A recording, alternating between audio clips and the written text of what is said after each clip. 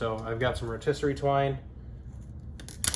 You just take a section, and I cut the roast this way for the steaks. The grains run in this direction. And you just lay the steak on the string.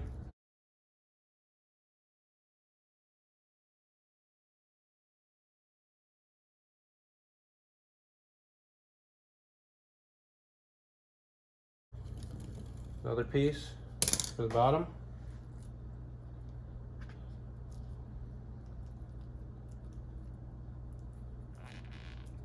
Tighten it up. Double knot. Trim. And now it stands up nice and straight. It's more round, presentable, and it's going to cook more evenly. I purchased this a few months ago.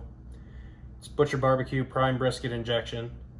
I was using it for brisket, obviously, but it helps retain moisture, it adds flavor, and it's pretty good stuff. I just prefer salt and pepper on my brisket, but filet lacks a little bit in flavor. So I'm going to try the injection in at least one of these to see if it helps it out.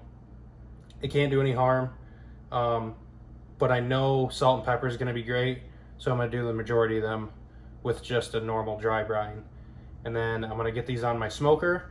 I'm going to run cherry wood around 225 or 250 degrees to reverse sear them, and then I'll finish them over the hot coals on the firebox.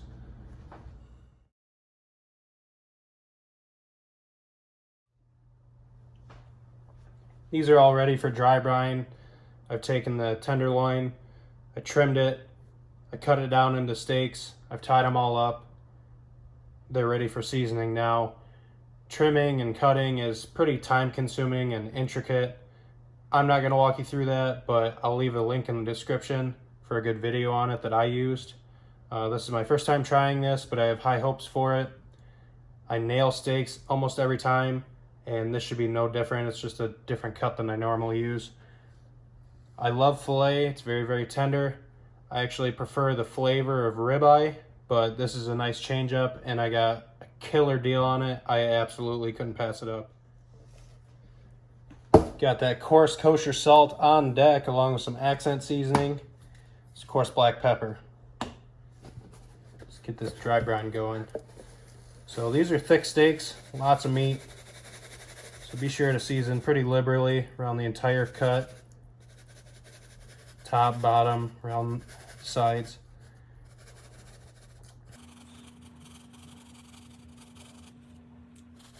I'm not going to bore you guys with this.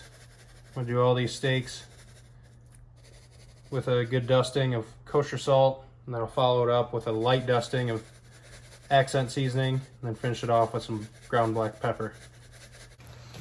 Weather conditions are less than ideal. It's raining pretty good out, but it's going to be just fine. I've got an easy up canopy, sets up in a couple minutes. It'll keep the smoker sheltered. Grilling is not a seasonal activity.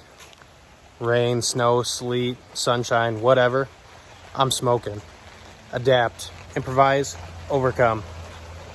We got this. The cool thing about charcoal is that it's reusable. So after every cook, I empty my firebox completely. Any ash, embers, coals, all get scraped into an airtight ash bin, and any lit coals get snuffed out because I cut off oxygen to it. But in the end, I theoretically waste a lot of charcoal because there's still a good coal bed by the time I clean my smoker. But after it's all cooled down, you can actually sift it and keep any like sizable chunks of it, and it's still absolutely usable. I probably wouldn't use it to initially start your charcoal chimney, but you can add it to your charcoal basket after you get it going. You can add it to an existing fire to help produce more heat and increase your coal bed. It's very useful, and if you don't reuse it, you're just throwing it out and wasting it. So it's a good tip. I've been doing it for a while, and I've saved quite a bit of charcoal by doing it. Now, I suggested not using the sifted charcoal in your chimney because the simple fact that there's a lot of small pieces in it, and it's very ashy. So if you fill your charcoal chimney with that, it's going to be pretty hard pack and dense, and it's not going to breathe very good. So it's not going to start up very well. So I'm going to use new charcoal in the charcoal chimney, but once I get it dumped into my charcoal basket, I'm going to dump my sifted charcoal on top of it, because any remaining chunks will start up, and then any additional ash will just sift itself down to the bottom. So I got my chimney at Kingsford dumped in there, and then I put my sifted charcoal on top of it. It kind of smothered it out a little bit, but I have to run to town, and I'm just going to open up my intake and open up my chimney and just let it go for a while, and it should get going by the time I get back.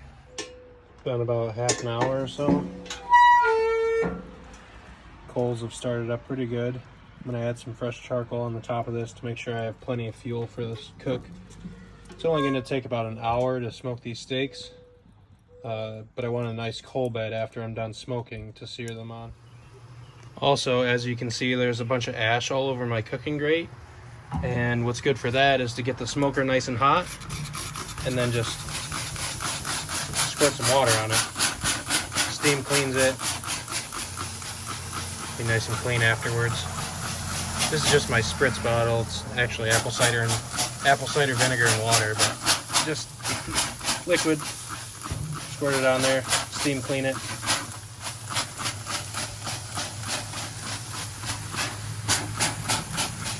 It evaporates right away. So, works good. Smoker's at about 250, and the firebox side runs a little hotter than the smokestack side. So, and I have smaller pieces than others because the tenderloin is thicker on one end than the other. So to kind of contradict the heating aspect, I'm going to put the thicker ones towards the firebox and the thinner ones farther away from the firebox to try to help them cook a little more evenly.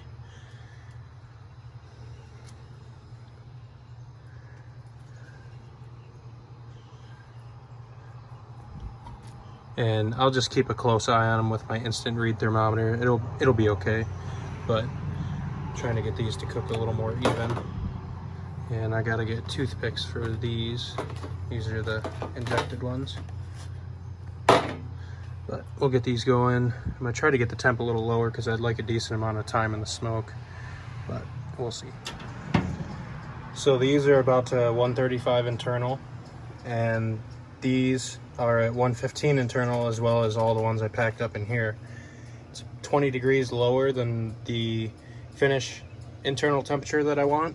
So after searing, they'll be perfect.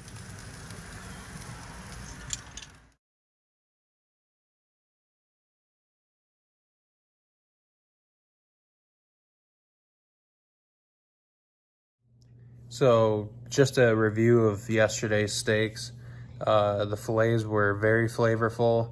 The accent seasoning and salt really came through, enhanced the flavor of them. I tried the injection. It didn't hurt anything, but I don't think that there's a substantial difference between dry brine and injected.